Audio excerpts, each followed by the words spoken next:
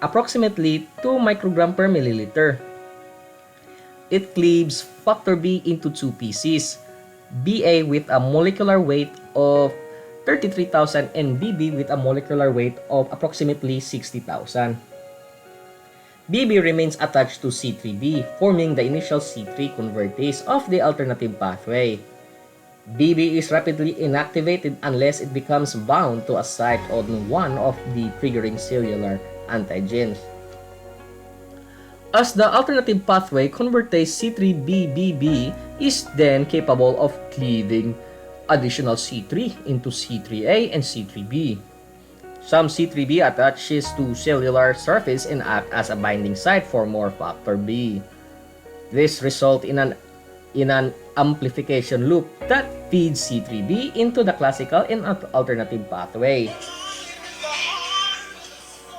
All C3 present in plasma would be rapidly converted by this method were it not for the fact that the enzyme C3BBB is extremely unstable unless properdin binds to the complex. Binding of properdin increases the half-life of C3BBB from 90 seconds to several minutes. In this manner, optimal rates of alternative pathway activations are achieved. C3BBB can also cleave C5, but it is much more efficient at cleaving C3.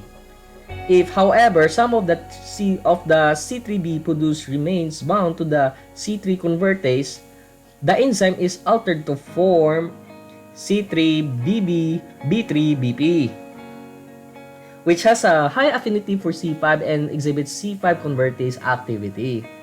C5 is cleaved to produce C5b, the first part of the membrane attack unit. From this point on, both the alternative and classical pathway are identical. The lectin pathway. Now we're going to discuss the lectin pathway. The lectin pathway represents another means of activating complement without antibody being represented. Lectin are proteins that binds to carbohydrates. This pathway provides an additional link between the innate and acquired immune response because it involves a non-specific recognition of carbohydrates that are common constituents of microbial cells wall and that are distinct from those found on human cell surface.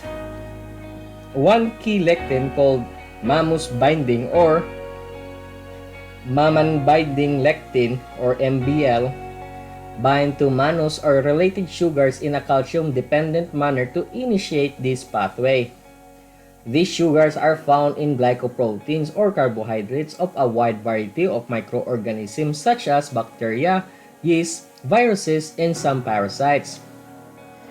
MBL is considered an acute phase protein because it is produced in the liver and is normally present in the serum but increased during an initial inflammatory response. It plays an important role as a defense mechanism in infancy, during the interval between the loss of maternal antibody and the acquisition of a full-fledged antibody response to pathogens. In fact, deficiencies of MBL have been associated with serious infections such as neonatal pneumonia and sepsis. The structure of MBL is similar to that of C1q, and it is associated with 3-MBL serine protease or MASPS, MASPS1, MASPS2, and MASPS3. Once MBL binds to a cellular surface, MASP2, which is homologous to C1s, auto-activates.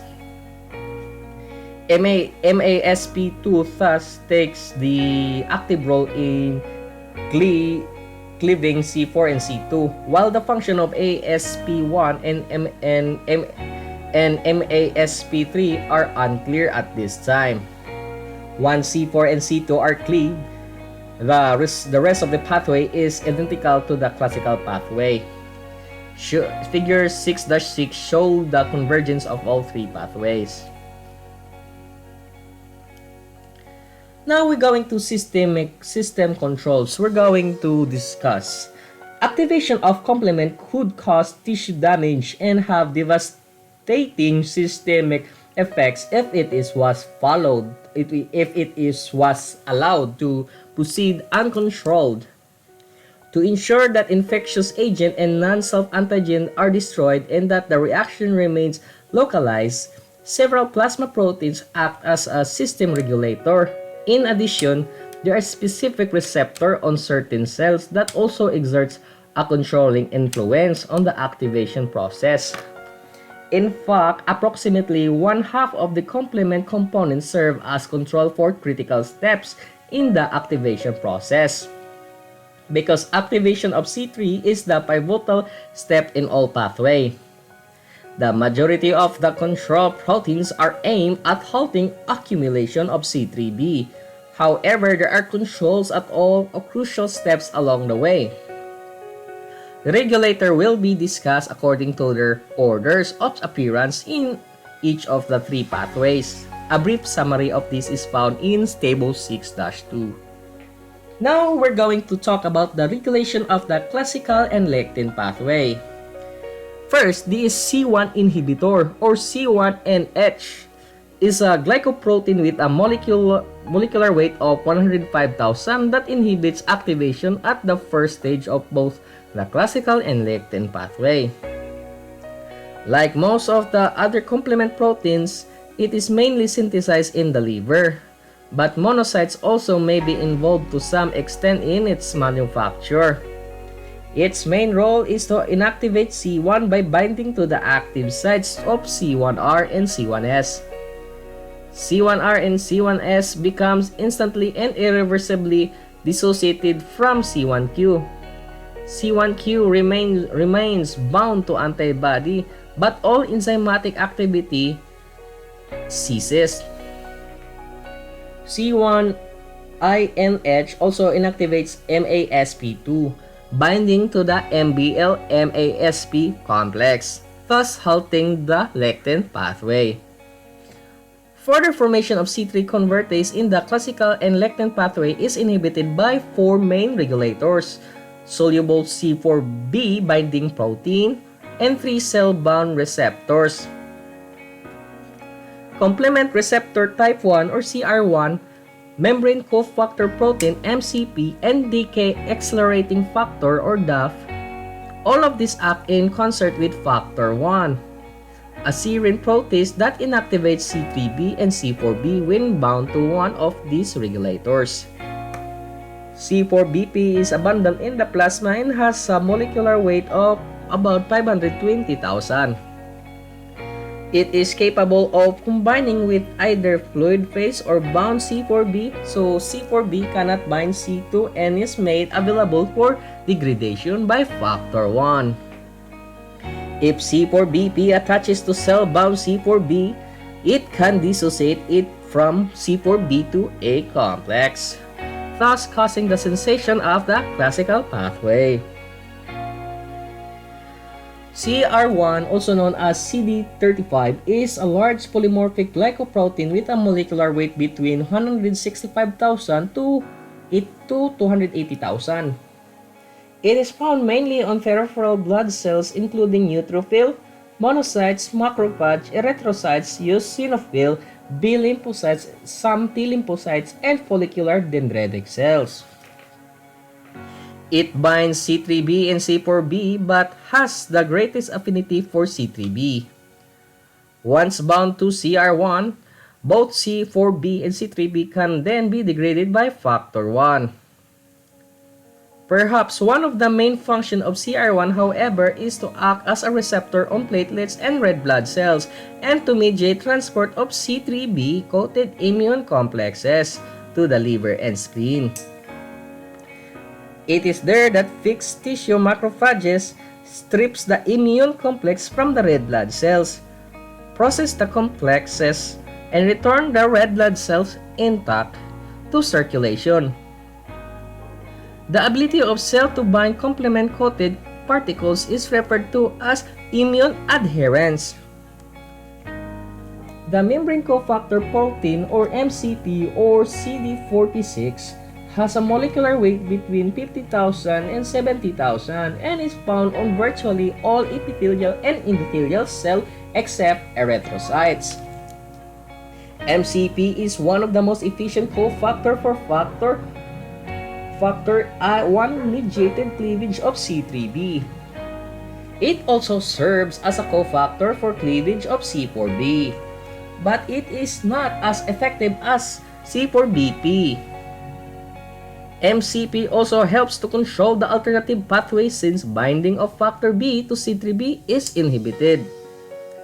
Decay accelerating factor or DAF or CD55, a 70,000 Dalton membrane glycoprotein, is the third main receptor and it has a wide tissue distribution.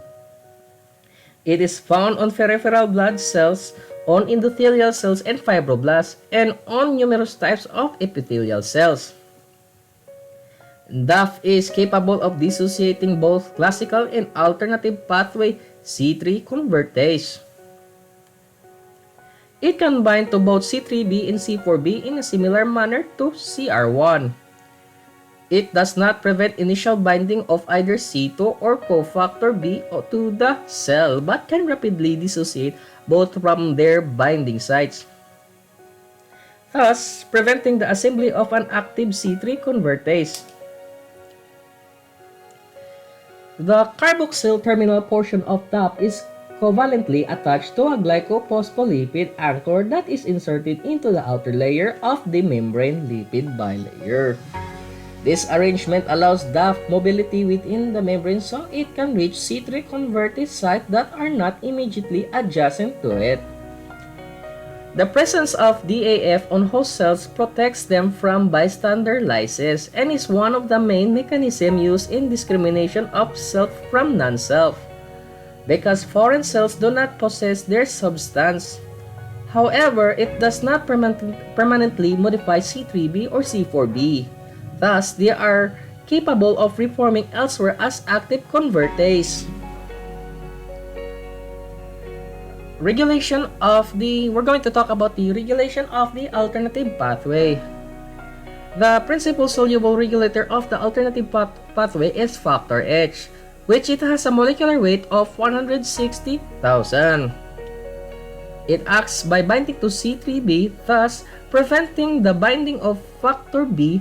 C3b in the fluid phase has a 100-fold greater affinity for factor H than the factor B. But on cell surface, C3b preferentially binds factor B. However, factor H also accelerates the dissociation of the C3bb-BB complex on the cell surface. When factor H binds to C3bb-BB, BB becomes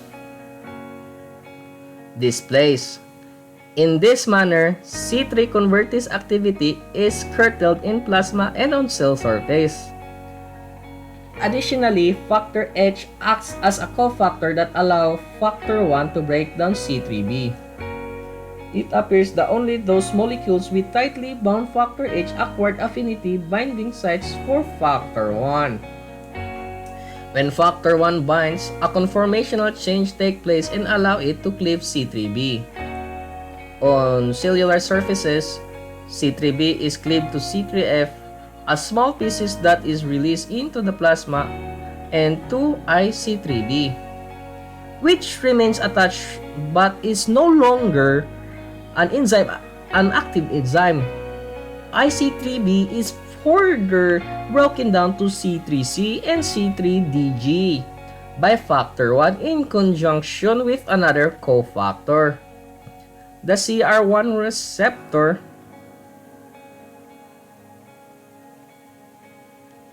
Now we're going to talk about the regulation of terminal components. So S protein is a soluble control protein that acts at a deeper level of complement activation. Also known as vitronectin, S protein interacts with the C5b67 complex as it forms in the fluid phase, and it prevents it from binding to cell membranes. Binding of C8 and C9 still proceeds, but polymerization of C9 does not occur and the complex is unstable to insert itself into the cell membrane or to produce lysis. A receptor known as by various terms